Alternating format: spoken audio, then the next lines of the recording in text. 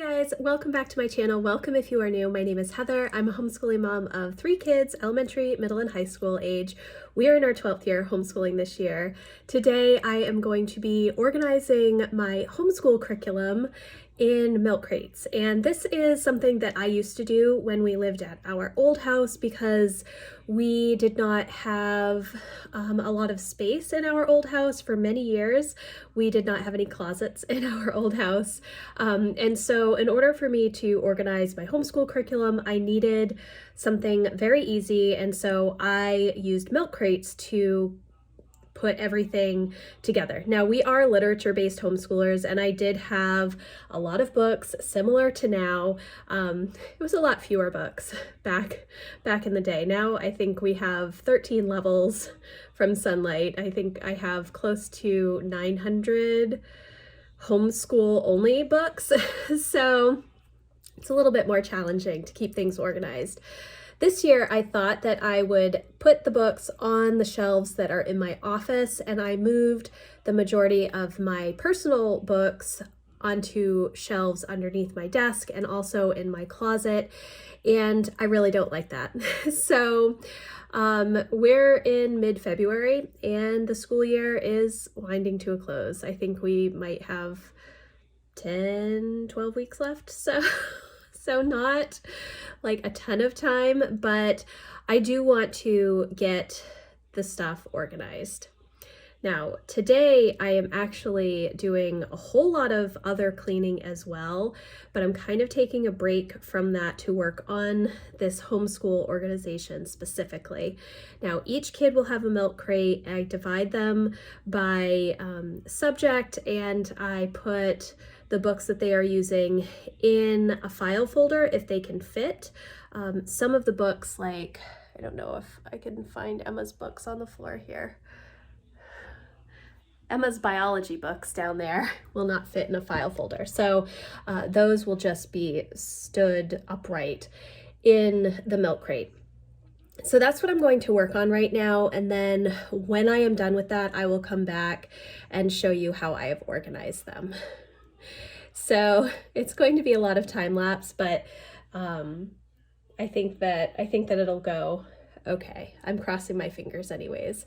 When you have a lot of books, like for literature-based learning, and you don't have a ton of space, it can be a little bit more challenging. Now, we used to have, well, we still have armoires that I would put our milk crates in, and then I also had shelving, other shelves within the armoire, and that's where I would keep our extra books. I will see if I can find a picture. I know that I have a blog post somewhere, and I can insert a picture here about what it looked like when I had the milk crates and the books in there, maybe, if I can find it. So that's what I'm going to work on now.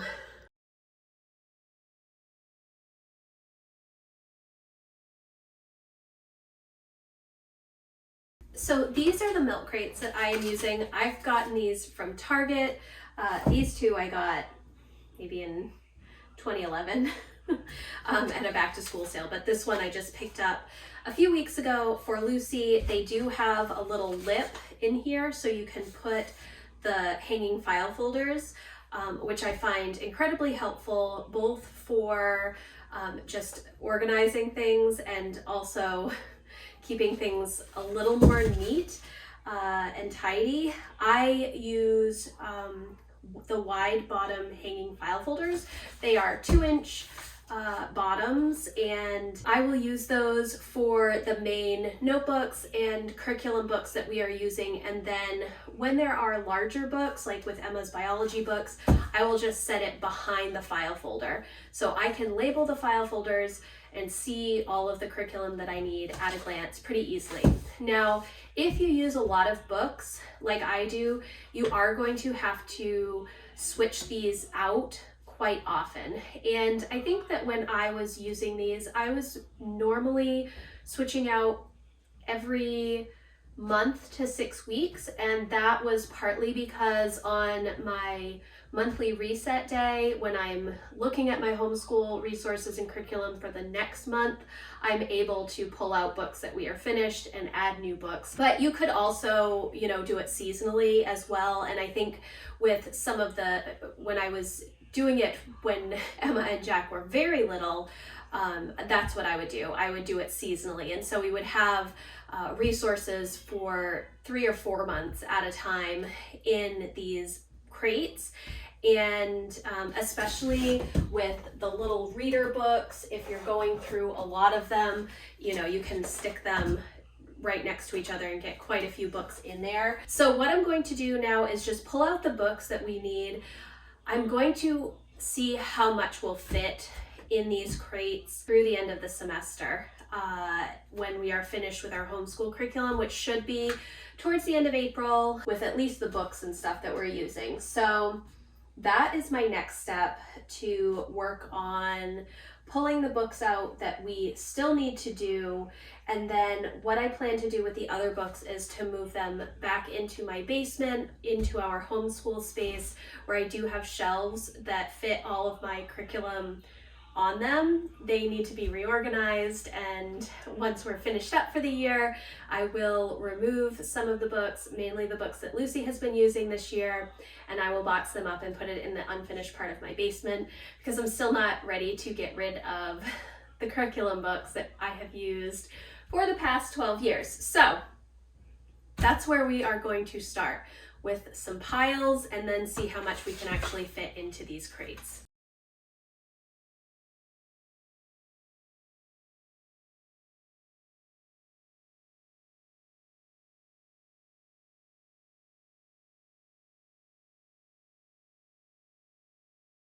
Now that I have all of the piles kind of sectioned off, I'm going to see how much will actually fit into the milk crates. Now, Emma has some larger books, and so it might be a little bit more challenging for me to fit all of her stuff in there. Some of the books are like reference books, like this Everything You Need to Ace Geometry, and then Everything You Need to Ace Biology. She is using these as supplements for her biology and geometry classes this year.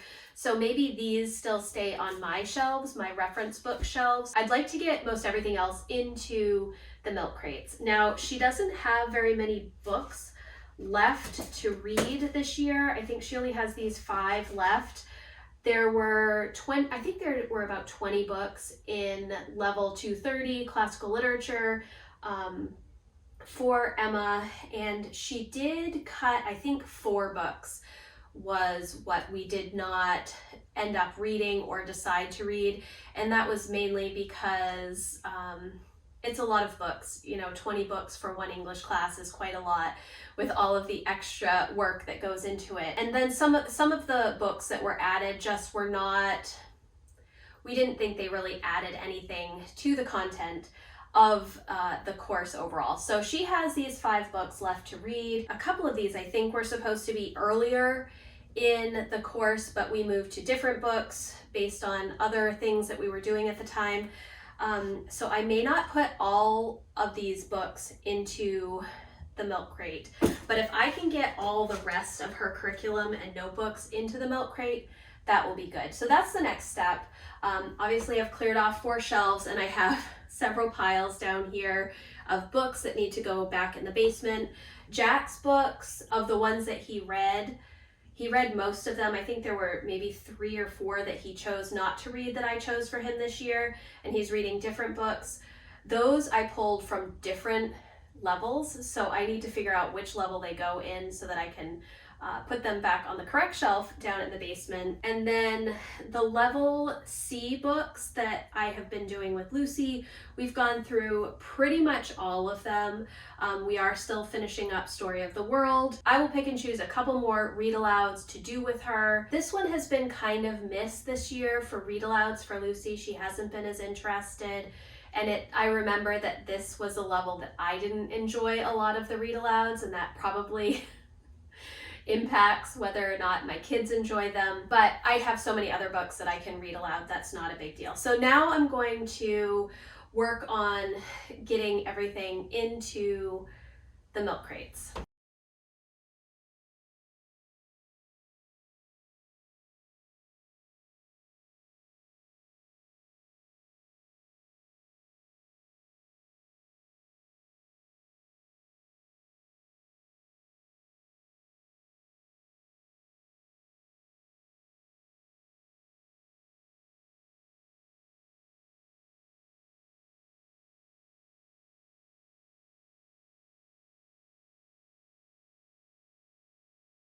So I got just about everything that I wanted to fit in these crates. I do have a few things that do not fit in here for Emma. That is mainly her binder over here, which has all of her instructor's guides for classical literature, all of her questions and paper projects, all of her English stuff is in that binder. Those two reference books I showed you, plus her Spanish English dictionary and her planner. I also didn't put these 3 books that I have been having her read this year for personal development: the Thomas Jefferson Education for Teens, Life Skills for Teens, and Finding the Career That Fits You. We have not started these 2 yet. We're still working through the 7 Habits of Highly Effective Teens at the moment. These will stay on my shelf. The reference books and the binder will still stay on my shelf. This can go in her room. And I know that she has a bunch of books from English that she has read this year that are still up in her bedroom. So I have to find those. I think I'm missing like 5 or 6 books. Jack does not have everything down here, so I did not put everything in his milk crate. Some of the things that he is missing that I know are up in his bedroom are his narration book, the books that he's currently reading for school, his Worldly Wise book, and I think that's it up in his room. And then the other thing that is not in here that is Jack's is his science, and that is because he has been using the Science Unlocked kits from Home Science Tools this year for science, which we absolutely love. I love those kits. I highly recommend them if you have a middle school science student for homeschool. They are great. They include everything that you need to complete an entire science unit. But those are all in a box because it comes with all of the instructor's guides as well as all of the things that you need to complete the experiments. You'll have to excuse all of the screaming. My kids are playing in the other room. So that is everything that is going on with these milk crates. I will show you a little bit more close up now of what is in here, and I think that this will work a lot better. I'm not sure where I'm going to store them. I think I'm going to put them in my closet just on the floor, and then the kids can pull them out as they need them throughout the week. But it will be easy for me to put them away and not have them all out, everything out on my shelves or on the tables in the kitchen or randomly in certain places. My hope is that this will help the kids keep everything organized for school, because when they pull books off the shelf and I have all of the books for the year, it becomes a little challenging. They may put them back, but they're not in order, which isn't a huge deal in the grand scheme of things, or they push them back behind because these are pretty deep shelves. This means they're all self-contained. Emma's is obviously a lot heavier than Jack's and Lucy's, but for the most part, I think that this is going to work out well, and I'm hoping that I can continue doing this as we move into our next year. I think that that will be a really good use of space for me, and hopefully it will help me keep homeschool stuff a little more organized and put together throughout the year, rather than just like at the beginning and the end of the year when I do my big clean outs. Yes, so I will show you what is in their crates, and then we'll wrap up this video. Okay, so this is just a quick run through of what we have. I just have these file folders separating courses for Emma. They are not labeled correctly at the moment, but I will try and go in and label those at some point. This is all of Emma's English. It's her notebooks that she does. She answers comprehension questions if we're not discussing it. She does rough drafts for papers. Her NaNoWriMo notebook is in here.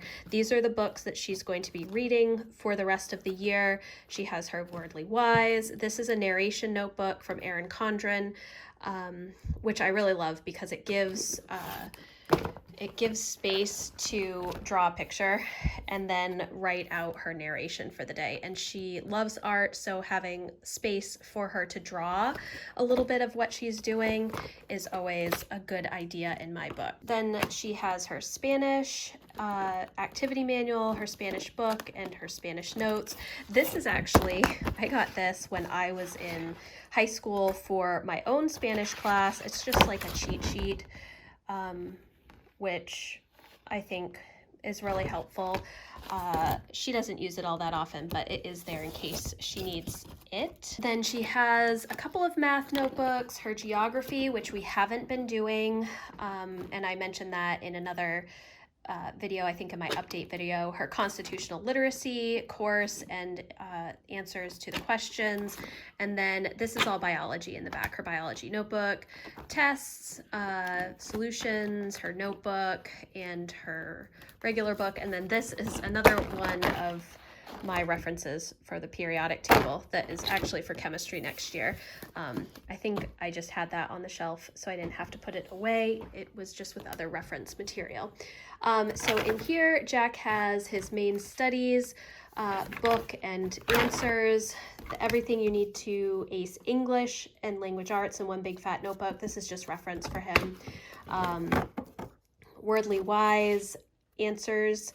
He has his Wordly Wise upstairs. Whoops. This is the only book that I have left on his list that I really want him to read this year.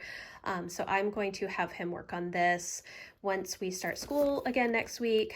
Analogies 1 and 2 is in here. This is how to do a research paper information that both of the kids use. They just did a research project over the past 6 weeks. This is Faltering Ownership from Brave Writer, which I think that they've renamed and updated at this point, but I like all of the writing projects that Brave Writer has. We haven't been using Brave Writer as much this year. I'm not sure why. It just hasn't been. I picked out arrows and boomerangs and slingshots for the kids this year, and we just have not gotten to them. Part of it was because we were super busy this fall, and then we just haven't made the time for it. So, and that's totally fine. His language arts worksheets, he's doing language arts H from Sunlight. And then in the back is just some notebooks of his that he's used for math and his research project. This is his reading journal. And then for Lucy, she has her math. She is finishing up 2B. The rest of this year, we have 2 more books to read for science this year. I think that these are throughout the level, but the way that I do them for the early grades is I just read through what is interesting to the kids. Science worksheets, which we don't really use in the early elementary years. Then her NaNoWriMo notebook, her printing, her language arts worksheets, and geography, and just a plain notebook for math, which when she is learning to do multiple places, we just get a legal pad and turn it sideways so that she can have the space for place value, and that works quite well. One thing is this is all messed up. This particular, let me see, this particular milk crate is not as well done as these two.